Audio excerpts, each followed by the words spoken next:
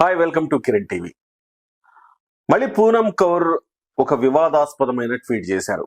గుంటూరు కారం సినిమా ఎద్దనపూడి సులోచనాదేవి గారి నవలైన కీర్తి కిరీటాలు అనే ఒక నవలని దాన్ని ఇన్స్పిరేషన్ గా తీసుకొని తీస్తున్నారు అనేది గ్రేట్ ఆంధ్ర చేసిన కామెంట్.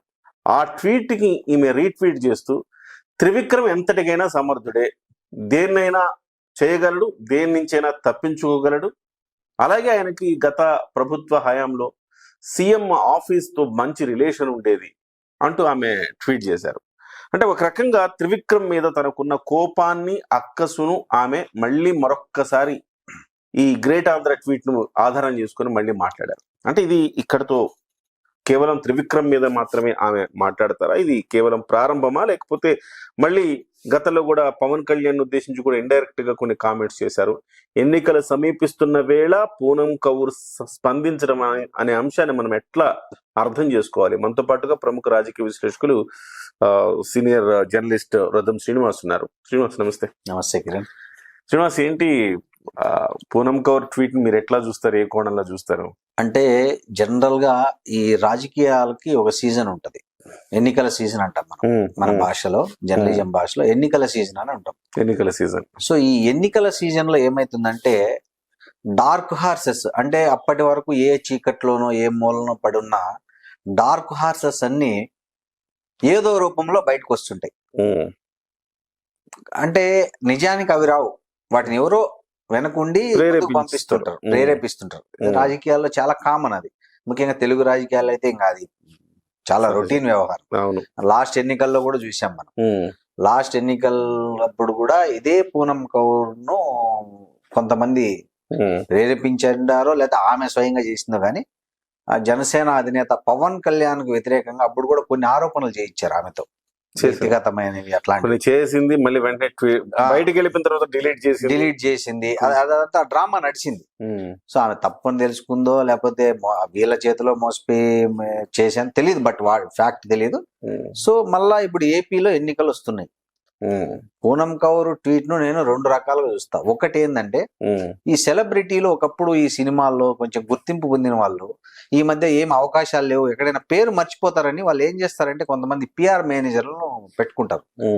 ఆ పిఆర్ మేనేజర్లు ఏం చేస్తారంటే, ఏదైనా ఒక కాంట్రవర్సీ చేస్తే తొందరగా జనాల నోర్లలో నానొచ్చు అనేది ఇది పిఆర్ లో ఉన్న అదేది గన్ షాట్ స్ట్రాటజీ. ఇది స్ట్రాటజీ. సో ఏపీలో మన తెలుగు రెండు రాష్ట్రాల్లో విపరీతంగా జనం దృష్టిలో పడాలంటే the best option Pawan Kalyan. అతను రిలేటెడ్ అంతే. ఇక అది కొన్ని కోట్లు ఇచ్చిన రాని ప్రచారం వస్తుంది అక్కడ. సో ఇవాళ ఎవరైతే సోషల్ మీడియాలో సర్వైవ్ అవుతున్నారు, ఎక్కువ ఆర్జీవి కావచ్చు, శ్రీరెడ్డి కావచ్చు, వీళ్ళందరూ ఎందుకంటే వీళ్ళ టార్గెట్ ఏంటంటే పవన్ కళ్యాణ్. కత్తి మహేష్, చనిపోయిన కత్తి మహేష్ కావచ్చు, ఇప్పుడు పోసాని కృష్ణమూర్తి ఆయన పవన్ కళ్యాణ్ ద్వారానే పదవి పొందాడు, ఆయన తిట్టడం ద్వారా. అదే. సో ఏంటంటే ఈజీ మెథడ్, జనాదరణ సంపాదించుకోవడానికి బెస్ట్ ఆప్షన్ ఏంటంటే పవన్ కళ్యాణ్ తిట్టడం. ఎందుకంటే ఆయనకు విపరీతమైన ఫ్యాన్ ఫాలోయింగ్ ఉంది. వాళ్ళు ఎట్లో ఖచ్చితంగా రెచ్చిపోతారు, రియాక్ట్ అవుతారు, దాని మీద కాంట్రవర్సీ అవుతుంది, రచ్చ జరుగుతుంది. So first of all publicity ఫ్రీగా వస్తుంది. కొన్ని కోట్లు పెట్టినా దొరకని పబ్లిసిటీ ఆ చిరంజీవి ఫ్యామిలీనో పవన్ కళ్యాణ్ నో అంటే ఈజీగా వస్తుంది. సో అది ఒకటి బాగా ట్రిక్ కనుక్కున్నారు చాలా మంది పొలిటీషియన్స్. అంటే ఎన్నికల్లో నిలబడితే డిపాజిట్ రాని కూడా వచ్చి పవన్ కళ్యాణ్ తిడుతున్నాడు. కారణం ఏంటంటే పబ్లిసిటీ కోసం. సో అట్లా పబ్లిసిటీ ఇప్పించే క్రమంలో పిఆర్ మేనేజర్లు చేసిన ఒక ప్రయత్నమైనా అయిండొచ్చు పూనం కౌర్ ట్వీట్. అయితే ఇక్కడ పబ్లిసిటీ స్టంట్ లో భాగంగా చేసినా కూడా ఆమె అనుమతితోనే జరిగింటది. అంతే. త్రివిక్రమ్ లాంటి ఒక తెలుగులో ఫేమస్ డైరెక్టర్ ని టార్గెట్ చేస్తూ, కార్నర్ చేస్తూ ట్వీట్ చేయడం అనేది ఆమెకు తెలియకుండా పిఆర్ మేనేజర్ చేసినాడు. ఐడియా పిఆర్ మేనేజర్ అయి ఉండొచ్చు, లేదా ఆమె సొంత ఐడియా అయి ఉండొచ్చు, వాట్ ఎవర్ ఇట్ మే. ఎందుకంటే పూనం కౌర్ హైదరాబాద్ లో చదువుకున్న అయినప్పటికీ కూడా ఆమె యుద్ధనపూడి సులోచన రాణి నవలలు చదివి, ఎండమూరి వీరేంద్రనాథ్ విజయానికి 5 మెట్లు చదివి జీవితంలో సక్సెస్ అయిందని నేనైతే అనుకోను అంత టైము. ఆమె బేసికల్ గా ఫ్యాషన్ డిజైనర్, తర్వాత టీవీ యాక్టర్, సీరియల్ యాక్టర్ ఆమె. సో వాళ్ళకి తెలుగు అసలు ఫస్ట్ ఆఫ్ ఆల్ ఆమెకు తెలుగు చదవడం రాయడం వస్తుందో కూడా నాకైతే తెలియదు. సో ఎవరో ఒక పిఆర్ సంస్థ నుంచి వచ్చిన ఐడియా అయిండొచ్చు, దానికి ఆమె ఆమోదం ఉండి ఉండొచ్చు. First of all option 1. అయితే ఇది రెండోది ఏంటంటే రాజకీయ కోణం కూడా ఉండొచ్చు దీంట్లో. రాజకీయ కోణం ఏంటి? పవన్ కళ్యాణ్ గ్రాఫ్ పెరిగింది ఆంధ్రప్రదేశ్ రాజకీయాల్లో, కాపుల్లో కూడా గతంలో కంటే కూడా ఎక్కువ శాతం ఇప్పుడు పవన్ కళ్యాణ్ విశ్వసిస్తున్నారు. ఆయన ఓటు బ్యాంకు గణనీయంగా పెరిగింది. మీరు చూడండి, గత 8 నెలలుగా ఏపీ రాజకీయాలు మొత్తం అందరూ చూస్తున్నట్లు తెలుగుదేశం చుట్టూ తిరుగుతున్నాయి అనుకుంటారు, కానీ నిజానికి అవి తిరుగుతున్నది పవన్ కళ్యాణ్ చుట్టూనే. కరెక్ట్, ఎగ్జాక్ట్ చెప్పారు మీరు. పవన్ కళ్యాణ్ వారాహి యాత్ర మీద రోజు మంత్రులు మాట్లాడతారు. పవన్ కళ్యాణ్ పాదయాత్ర మీద రోజు మాట్లాడతారు. పవన్ కళ్యాణ్ ఏ పార్టీతో పొత్తు పెట్టుకుంటాడు, సింగల్ గా పోటీ చేస్తాడా అని ఛాలెంజ్లు విసురుతారు. ఒక రాజకీయ పార్టీ అనేది దాని విజ్ఞత కొరకు, దాని అవసరాల కోసం సీఎం లాంటి వాడే సహజంగా పెళ్లిళ్ళు అంటాడు, అది పనిగా టార్గెట్ చేస్తూ పబ్లిక్ మీటింగ్ లో మాట్లాడారు. సీఎం స్థాయి వ్యక్తి 3 పెళ్లిళ్ళ విషయం కావచ్చు, రకరకాలు కావచ్చు. ఆయన సినిమాలను కాన్సన్ట్రేట్ చేయడము, టికెట్లు రేట్లు పెంచకుండా సినిమాలను టార్గెట్ చేయడం, ఇవన్నీ జరిగి. ఎందుకంటే ఒక వ్యక్తి ఎంత బలమైన వాడైతే అతని మీద అంతే వ్యతిరేకమైన బల ప్రయోగాలు జరుగుతాయి. అతన్ని ప్రజల నుంచి దూరం చేయడానికి లేదా ఆయన ప్రభావం తగ్గించడానికి రాజకీయాల్లో జరుగుతుంది.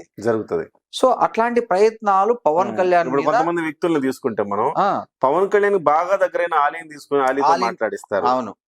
తర్వాత ఇప్పుడు మళ్ళీ వినాయక్ అడుగుతున్నారు పవన్ కళ్యాణ్ ని దెబ్బతీయడానికి ఒక కాపు కమ్యూనిటీ చెందిన క్రికెటర్ అంబటి రాయుడిని దించడానికి ట్రై చేశారు. అంబటి రాయుడిని మళ్ళీ అఫ్ కోర్స్ అతను వెంటనే బయటకు వచ్చాడు అనుకో. అంటే ప్రయత్నాలు మీరు అన్నదానికి, అంటే పవన్ కళ్యాణ్ సెంట్రిక్ గా పవన్ కళ్యాణ్ దెబ్బతీయడానికి, తెలుగుదేశాన్ని దెబ్బతీయడం కంటే కూడా పవన్ కళ్యాణ్ దెబ్బతీయడానికి ఎక్కువ ప్రయత్నాలు జరుగుతున్నాయి. మీరు చెప్పింది వాస్తవం. ఎందుకంటే పవన్ కళ్యాణ్ టీడీపీ కలరిస్తే బలమైన ప్రతిపక్షం అది.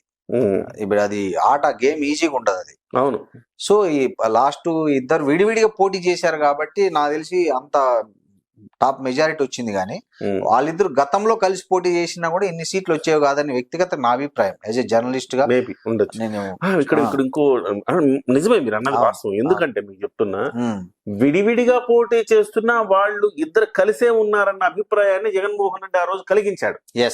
దాని బదులు ఏదో కలిసే ఉండుంటే, అవును మీరు అన్నట్టు, అవును, ఇంకొంచెం ఓటికి శాతం పెరిగేది, తెలుగుదేశం పార్టీకి రీజనబుల్ సీట్లు వచ్చేటివి, అట్లీస్ట్ పవన్ కళ్యాణ్ గెలిచేవాడు ఈజీగా అట్లా.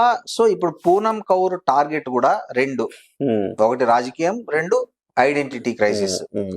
ఐడెంటిటీ క్రైసిస్ ఇప్పటికిప్పుడు అనేది నేను అనుకోవట్లేదు. ఎందుకంటే ఐడెంటిటీ క్రైసిస్ అనేది ఎవరో గ్రేట్ ఆంధ్రలో రాసిన ఒక కాలాన్ని రీట్వీట్ చేసే అనుకోవట్లేదు. ఖచ్చితంగా ఏదో మోటివేషన్ ఉండి ఉండొచ్చు ఆమె వెనక.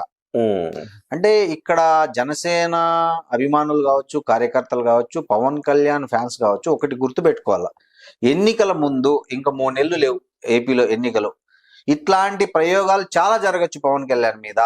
మీరు దానికి మానసికంగా సిద్ధపడి ఉండండి.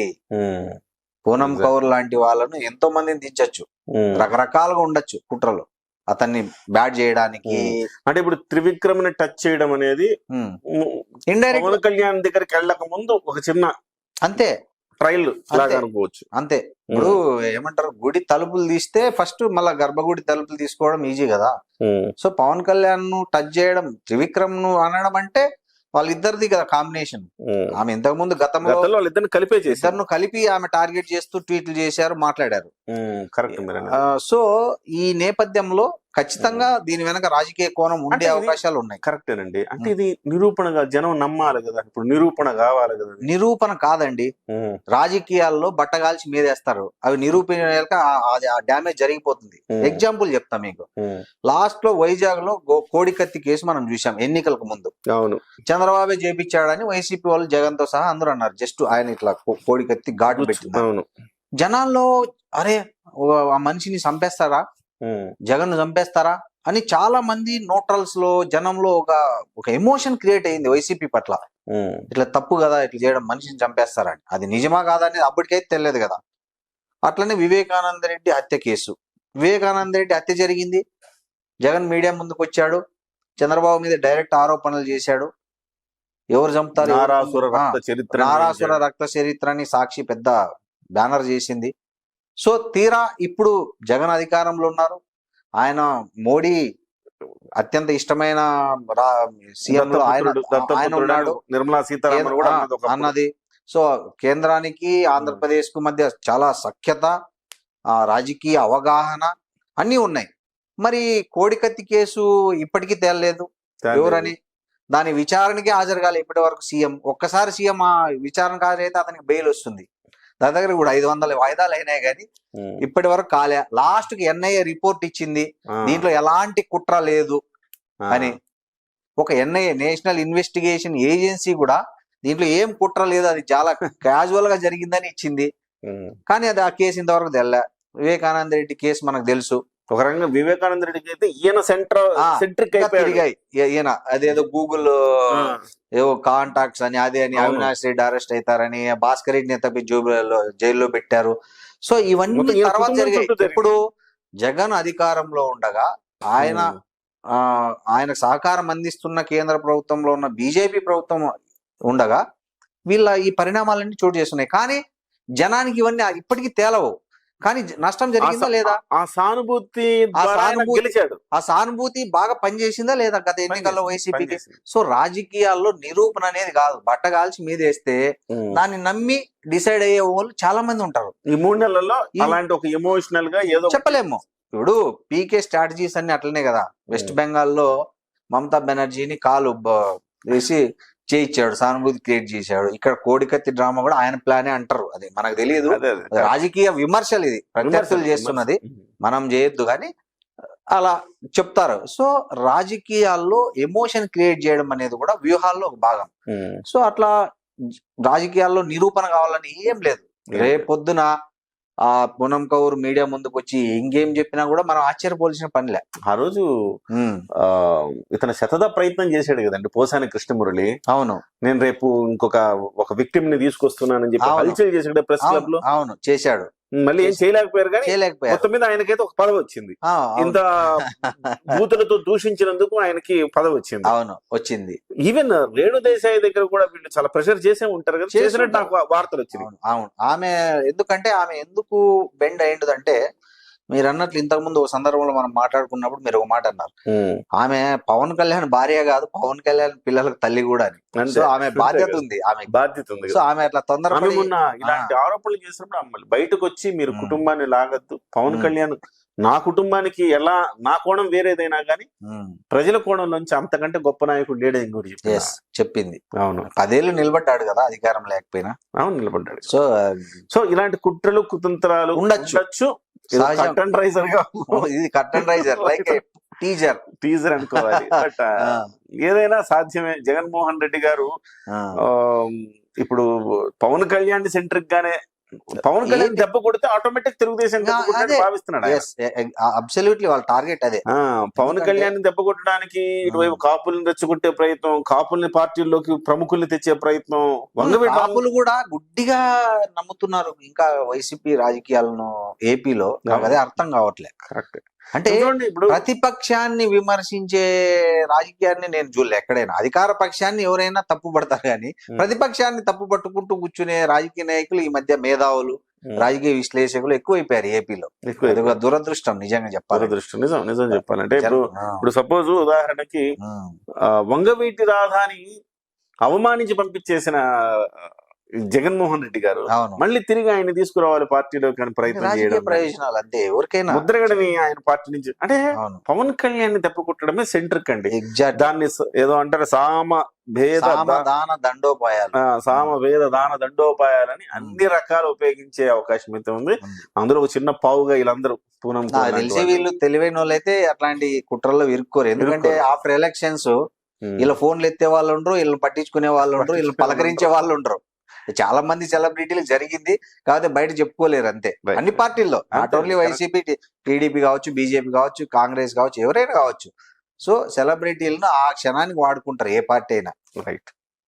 సెలబ్రిటీ జాగ్రత్తగా ఉండాలి. అంతే. థ్యాంక్ యూ వెరీ మచ్ చాలా చక్కటి విశ్లేషణ అందించారు. ఏదేమైనా కొంత జాగ్రత్తగా, అంటే ప్రజలు పసిగట్టాలి ఈ విషయాలు. నాట్ ఓన్లీ పవన్ కళ్యాణ్, ఒక రాజకీయ నాయకుడు ఎవరి మీదైనా ఇలాంటి ఆరోపణలు ఎన్నికల ముందు చేయడం అనేదాన్ని మీరు అది ఎన్నికల స్టంట్ గానే భావించండి తప్ప అది నిజంగా అది అయిందేమో, జరిగిపోయిందేమో అని సానుభూతో లేదా ఇంకోటో వచ్చే ప్రమాదం ఉంది కాబట్టి, ఒక ఎమోషన్కి గురయ్యేలా చేస్తారు కాబట్టి దాన్ని జాగ్రత్తగా వైజ్గా తెలివిగా ఆలోచించాల్సిన అవసరం అయితే ఉంది.